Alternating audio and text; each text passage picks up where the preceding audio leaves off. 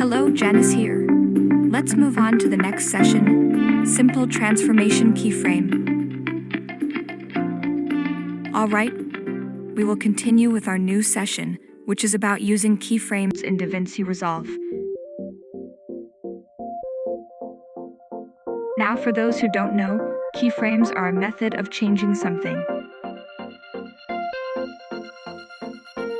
It could be the size, the color, the rotation, basically anything. We manually transform in DaVinci Resolve, creating animations. There are various types of keyframes here. You can do keyframe transformations, as we can see here. In this case, transformations can be adjusted with keyframes and animated as desired. Let's try an example right away. For keyframe transformation, let's say we want to change something here. As we can see, when we play like this, we want to slightly change the zoom effect, for example, in DaVinci Resolve, so we can do keyframing.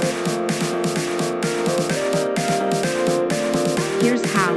You can click on your video clip here. You can see a gray button here. To activate keyframes, make sure to click this button until it turns red.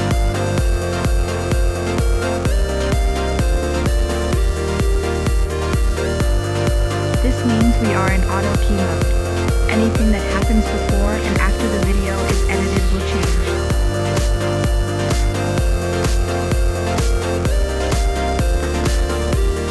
For example, let's zoom in at the ending frame. In this area, the zoom number is 1. Then let's slide to the right. In the ending area, let's push left arrow so we move 1 frame to the left. Now here so we can see the difference. You can press zoom to increase it, for example, like this, 1.25. Alright, what happens? In auto key mode, when we perform a transformation, it will create an animation. As we can see here, we start at zoom 1. Then when we play, it gradually increases until the last setting we put, 1.25. Okay, like that. So we can create a zoom effect, using post-production techniques or done in DaVinci Resolve keyframes. Now, as you can see, when we click on the video, if we are not in the right keyframe position, it won't change color.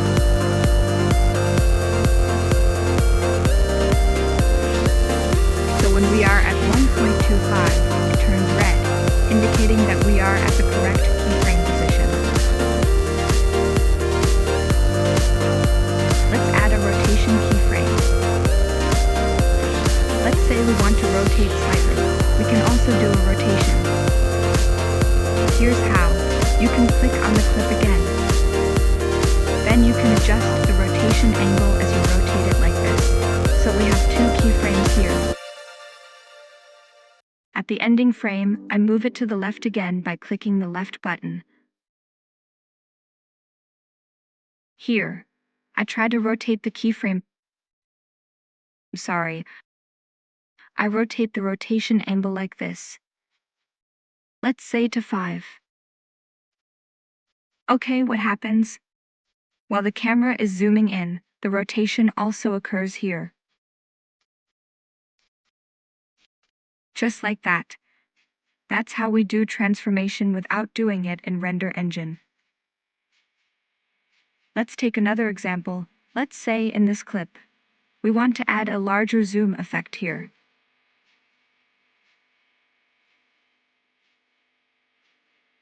Okay, we can do that by clicking the clip again. Then, we already have a transform zoom here before, as we zoomed from the previous clip. We enable auto key, then move to the ending clip. press the left button once so we are one frame before the ending. Then, we do the zoom like this. And maybe you want to do a rotation as well, that's fine. Like this, maybe 1.7. Okay, let's go back and click play.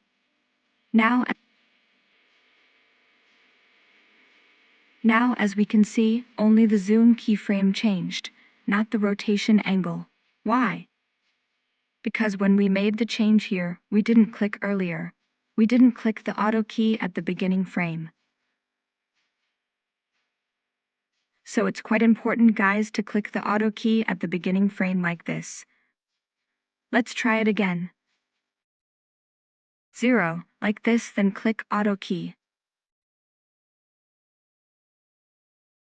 Then go back to the ending clip and adjust the ending clip a little bit, like 5. Just like before. Then let's play. Now it works. That's how it works, guys. This is the technique of using keyframes. We create motion keyframes using transformations.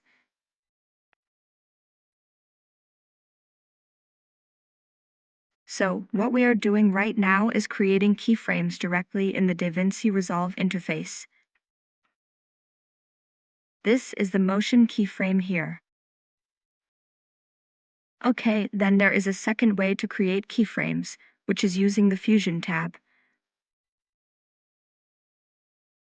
I won't explain it in detail because it's quite advanced, but I'll give you a little example. Let's say from here we want to zoom into here. We can do a cut here by clicking the blade tool like this. Then we click the blade tool here as well. Then here, as you can see,